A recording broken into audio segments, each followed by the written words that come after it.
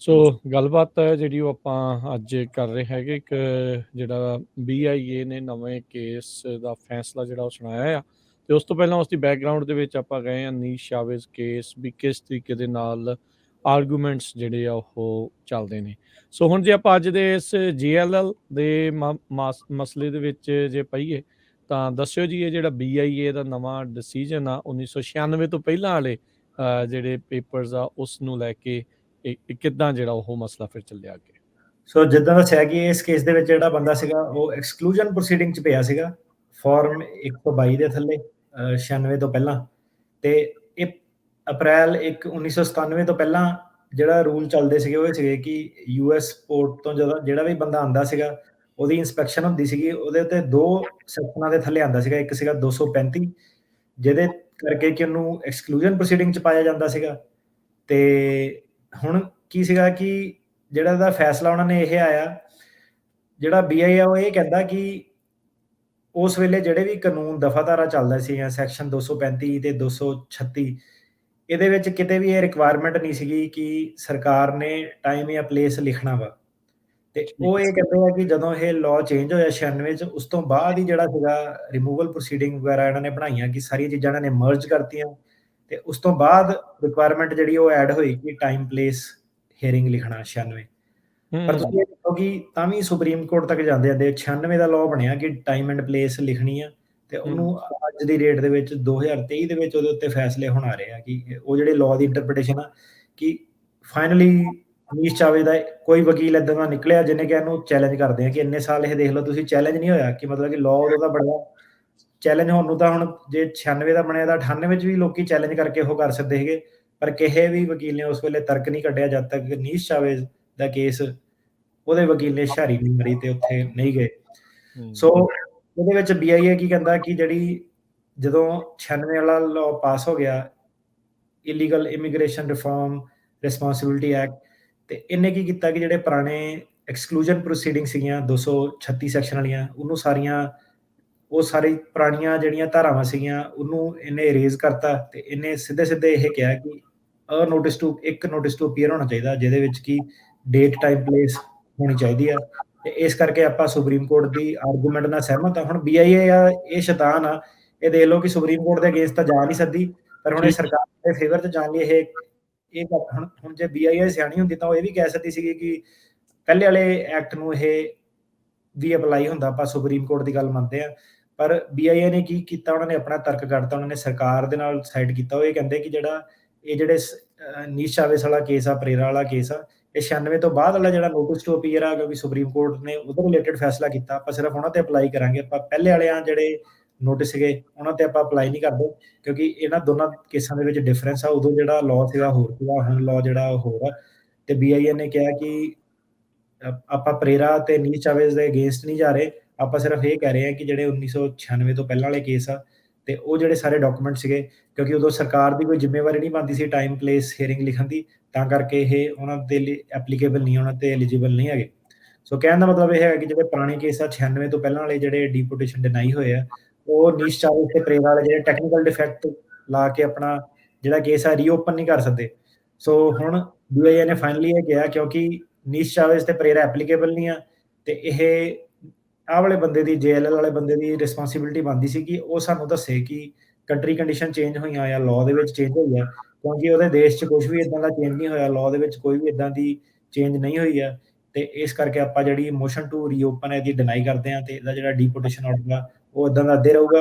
ਇਹ cancellation of removal ਜਿਹੜਾ 10 ਸਾਲ ਵਾਲਾ ਗ੍ਰੀਨ ਕਾਰਡ ਵਾਲਾ ਬੇਸ ਹੈਗਾ, ਭਾਵੇਂ ਉਹਦੇ ਲਈ ਐਲੀਜੀਬਲ ਹੈ ਨਹੀਂ ਹੈ, ਸਾਨੂੰ ਮੈਟਰ ਨਹੀਂ ਕਰਦਾ, ਪਰ ਇਹਦੀ ਆਪਾਂ ਜਿਹੜਾ ਡੀਪੋਰਟੇਸ਼ਨ ਆਰਡਰ ਆਪਾਂ ਨੂੰ ਖੋਲ ਨਹੀਂ ਸਕਦੇ। ਜੀ ਸੋ ਦੇਖੋ ਕਈ ਵਾਰੀ ਨਾ ਬੰਦੇ ਨੂੰ ਇਦਾਂ ਲੱਗਦਾ ਵੀ ਹੁਣ ਨਵੀਂ ਜਿਹੜੀ ਸਰਕਾਰ ਆ ਗਈ ਆ ਇਹ ਖੌਰੇ ਵੀ ਸਾਰਿਆਂ ਦੇ ਲਈ ਬੜੀ ਹੱਕ ਵਾਲੀ ਹੋਊਗੀ ਜਾਂ ਇਦਾਂ ਆ। ਇਵੈਂਚੁਅਲੀ ਇਹ ਵੀ ਇਸ ਚੀਜ਼ ਦੇ ਉੱਤੇ ਸ਼ਿਕੰਜਾ ਜਿਹੜਾ ਉਹ ਕੱਸਿਆ ਰੱਖਣਾ ਚਾਹੁੰਦੇ। ਹਾਂ ਕਈ ਮਾਮਲਿਆਂ 'ਚ ਲੱਗਦਾ ਵੀ ਥੋੜ੍ਹੀ ਲੀਨੀਅੰਸੀ ਜਿਹੜੀ ਉਹ ਦਿਖਾਉਂਦੇ ਆ, ਪਰ ਉਹ ਹਰ ਇੱਕ ਰਾਹ ਜਿਹੜਾ ਆ ਉਹ ਬਿਲਕੁਲ ਚੌੜ ਚਪੱਟ ਨਹੀਂ ਜਿਹੜਾ ਉਹ ਖੋਲ੍ਹਣਾ ਚਾਹੁੰਦੇ। ਸੋ ਉਹਨਾਂ ਨੇ ਦੇਖੋ ਆਰਗੂਮੈਂਟ ਇਹ 1995-96 ਵਾਲਾ ਜਿਹੜਾ ਉਹ ਲੈ ਆਂਦਾ ਵੀ ਇਹਦੇ ਵਿੱਚ ਉਹ ਚੱਲਦਾ ਨਹੀਂ ਆ। ਸੋ ਜੇ ਕੋਈ ਸੋਚਦਾ ਹੁੰਦਾ ਨਾ ਵੀ ਇਹ ਸਾਡੇ ਸਾਰੇ ਮਿੱਥ ਹੋਣਗੇ ਵੀ ਇਹ ਤੁਹਾਡੀ ਮਦਦ ਦੇ ਲਈ ਜਿਹੜੇ ਹੋਣਗੇ, ਨਹੀਂ, ਉਹਨਾਂ ਦਾ ਮਕਸਦ ਸਰਕਾਰਾਂ ਦਾ ਇਵੈਂਚੁਅਲੀ ਜਿਹੜਾ ਉਹ ਇਹੀ ਆ ਵੀ ਕਿੱਦਾਂ ਆਪਾਂ ਇਸ ਨੂੰ ਰੋਕ ਕੇ ਜਿਹੜਾ ਉਹ ਰੱਖ ਸਕਦੇ ਹਾਂ। ਸੋ ਜੇ ਇਸ ਨੂੰ ਇਹੀ ਨੋਟਿਸ 96 ਦੇ ਵਿੱਚ ਮਿਲਿਆ ਹੁੰਦਾ, ਬਾਅਦ 'ਚ ਮਿਲਿਆ ਹੁੰਦਾ, ਤਾਂ ਇਹਦਾ ਕੇਸ ਰੀਓਪਨ ਹੋ ਸਕਦਾ ਸੀਗਾ ਡਿਫੈਕਟਿਵ ਵਾਲਾ ਜਿਹੜਾ ਉਹ ਹੋ ਕੇ, ਤੇ ਪਰ ਹੁਣ ਕਿਉਂਕਿ ਉਸ ਤੋਂ ਪਹਿਲਾਂ ਸੀਗਾ ਤੇ BIA ਕਹਿੰਦਾ ਵੀ ਨਹੀਂ।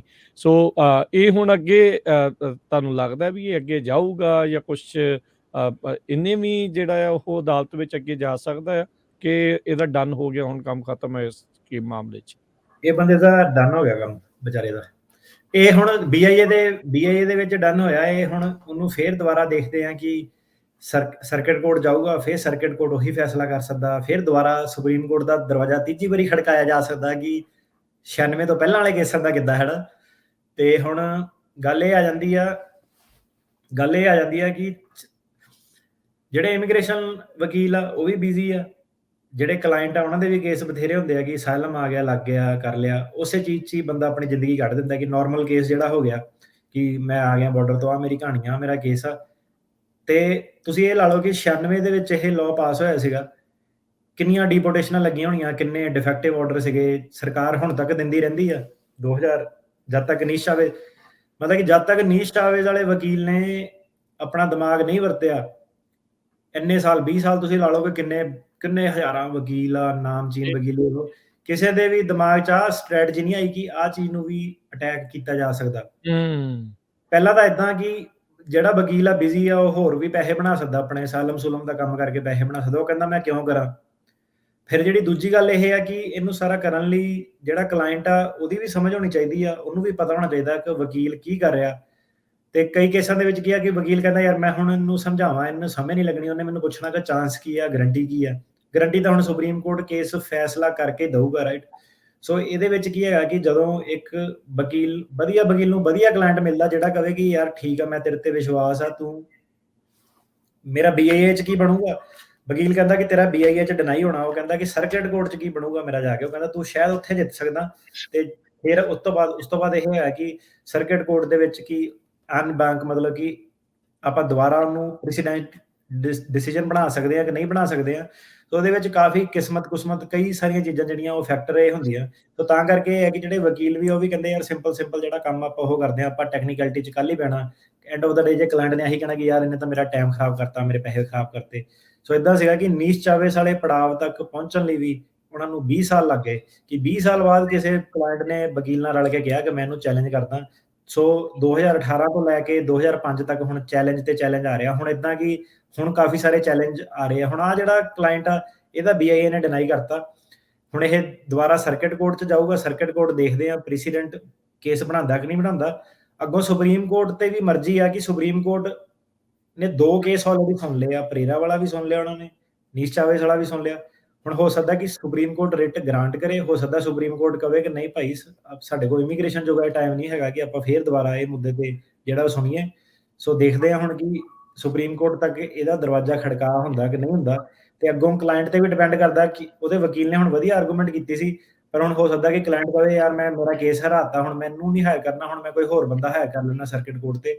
ਸੋ ਇਹ ਸਾਰਾ ਹੁਣ ਦੇਖਦੇ ਆ ਕਿ ਕਲਾਇੰਟ ਦੁਬਾਰਾ ਪੈਸੇ ਖਰਚਣਾ ਚਾਹੁੰਦਾ, ਨਹੀਂ ਚਾਹੁੰਦਾ, ਕਿੱਥੇ ਕੁ ਗੱਲ ਪਹੁੰਚਦੀ ਹੈ ਇਹ।